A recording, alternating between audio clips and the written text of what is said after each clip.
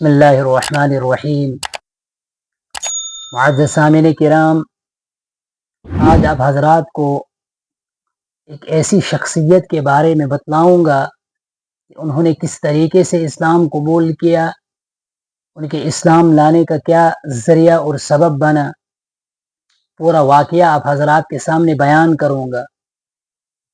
وہ شخصیت جنہوں نے 12 لاکھ مربع میل پر حکمرانی کی، وہ شخصیت جس راستے سے وہ چلتے تو اس راستے سے شیطان بھی نہیں چلتا، جن سے میری مراد حضرت عمر ابن خطاب العدوی القرشی رضی اللہ تعالی عنہ ہے۔ حضرت عمر رضی اللہ تعالی عنہ کے اسلام لانے کا جو واقعہ ہے وہ اس طریقے سے ہے، جب مسلمانوں نے حبشہ کی طرف ہجرت کی، جو ہجرت قریش مکہ کو پسند نہ آئی، جس کی وجہ سے وہ حبشہ پہنچے اور وہاں پر مسلمانوں کے خلاف بادشاہ کو ورگلایا، اس کو طرح طرح کی باتیں کہی کہ حضرت عیسیٰ علیہ السلام کے بارے میں یہ کہتے ہیں وہ کہتے ہیں۔ کہ پورا واقعہ ہونے کے بعد وہ وہاں سے نامراد ہو کر آئے۔ اسی دوران حضرت عمر رضی اللہ تعالی عنہ نے بھی اسلام قبول کیا۔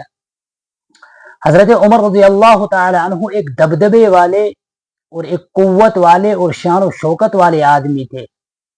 ان کے اسلام لانے کا واقعہ یوں ہے کہ ایک مرتبہ حضرت عمر تلوار لے کر گھر سے نکلے، راستے میں ان کو حضرت نعیم رضی اللہ تعالی عنہ سے ملاقات ہوئی، نعیم بن عبداللہ۔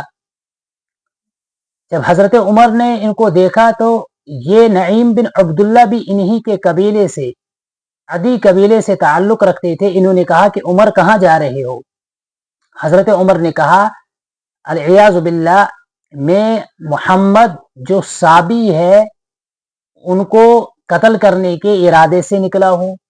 انہوں نے قریش کے معاملے میں تفرقہ ڈالا ہے، قریش کے جوانوں کو بیوقوف قرار دیا ہے اور ہمارے دین کو عیبدار کیا ہے اور ہمارے معبود کو برا بلا کہتے ہیں۔ یہ سب باتیں انہوں نے گنوائی۔ ان کی وجہ سے میں ان کو قتل کرنے کے ارادے سے نکل رہا ہوں۔ اس پر حضرت نعیم بن عبداللہ رضی اللہ تعالی عنہ نے کہا عمر، ذرا اپنے گھرانے کی خبر لے لو، پھر اس معاملے کی طرف جانا، پہلے اپنے گھر کی خبر لے لو۔ حضرت عمر نے کہا کہ گھر کی کیا خبر لینی ہے؟ انہوں نے فرمایا کہ آپ کے بہنوئی، آپ کے چاچا زاد بھائی اور آپ کی بہن سب اسلام میں داخل ہو چکے ہیں، ان سب نے اسلام قبول کیا ہے۔ حضرت عمر کو جب یہ خبر ملی تو اسی وقت حضرت عمر وہاں سے مڑے اور اپنے بہن کے گھر کی طرف رخ کیا۔ بہن کے گھر کی طرف رخ کرنے کے بعد جب قریب پہنچے تو انہوں نے اندر سے آواز سنی۔ آواز کیا تھی؟ حضرت خباب ابن ارت رضی اللہ تعالی عنہ حضرت عمر رضی اللہ تعالی عنہ کی بہن اور بہنوئی کو قرآن کریم سکھاتے تھے، ان کو پڑھاتے تھے۔ انہوں نے آواز سن لی۔ جب حضرت عمر گھر کے قریب پہنچے تو اندر سے ان لوگوں نے محسوس کیا کہ عمر آ رہے ہیں، ان نے قدموں کی آہٹ سے پہچان لیا۔ اس پر حضرت خباب رضی اللہ تعالی عنہ گھر کے اندر والے حصے میں اندھیرے میں کوٹری میں چھپ گئے۔ جب حضرت عمر اندر آئے، اندر آنے کے بعد جو ان کی بہن تھی انہوں نے اس صحیفہ حضرت خباب ابن ارت ان کو پڑھاتے تھے جس میں سورہ طٰہٰ لکھی ہوئی تھی، وہ اپنے بغل کے نیچے چھپایا۔ حضرت عمر نے کہا کہ مجھے یہاں سے آواز آئی ہے کسی چیز کے پڑھنے کی، آپ مجھے بتاؤ آپ کیا پڑھ رہے تھے؟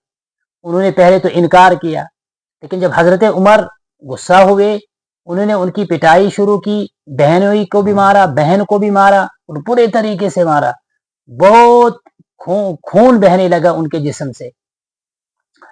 اس پر اس بہنوئی اور بہن نے کہا کہ عمر ہاں ہم اسلام لا چکے ہیں، آپ کو جو مرضی ہے آپ وہ کر لو، آپ مارو، جو آپ کو مرضی ہے وہ آپ کر لو۔ اس پر حضرت عمر نے اپنی بہن کی جب وہ حالت دیکھی تو ان کو ترس آ گیا، وہ پیچھے ہٹ گئے، انہوں نے مارنا بند کر دیا اور بہن سے کہا کہ مجھے بتاؤ آپ کیا پڑھ رہی تھی۔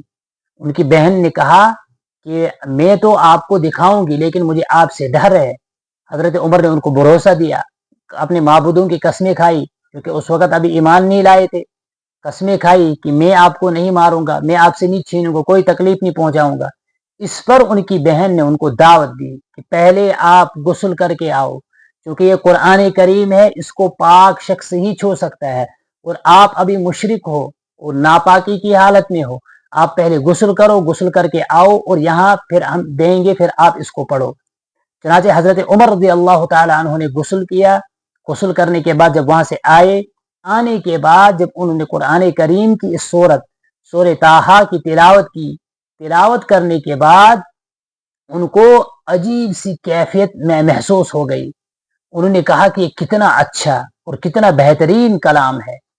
یہ بات سن کر حضرت خباب ابن ارت اندر سے نکل آئے، اور نکل کر آنے کے بعد حضرت عمر رضی اللہ تعالی عنہ کو کہا کہ عمر آپ تو خوش نصیب ہو، مجھے لگتا ہے کہ اللہ آپ کو ہدایت دے گا، اس لیے کہ میں نے کل ہی نبی علیہ الصلوۃ والسلام کو یہ دعا فرماتے ہوئے سنا، یا اللہ اسلام کو یا تو ابو جہل یا عمر ابن خطاب کے ذریعے سے تقویت کے ذریعے سے تائید فرما۔ یہ دعا میں نے سنی ہے اور مجھے لگتا ہے کہ وہ دعا آپ کے حق میں قبول ہو گئی ہے۔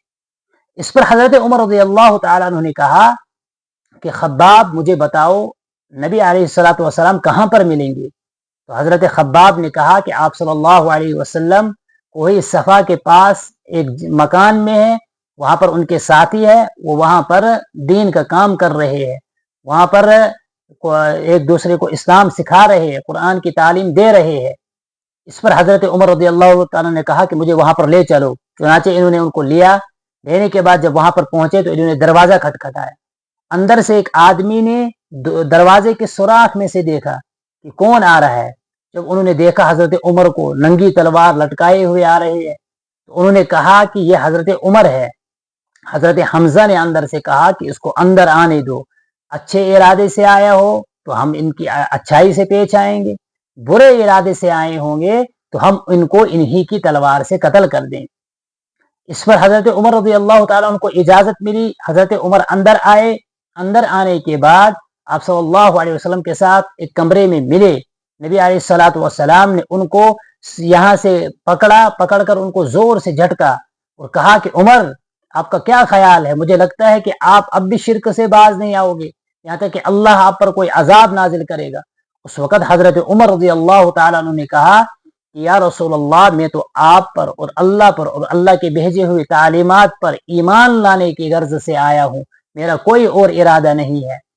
اس پر نبی علیہ الصلوۃ والسلام نے زور سے تکبیر پڑھی، جس کی وجہ سے صحابہ کو معلوم ہو گیا کہ حضرت عمر اسلام لا چکے ہیں۔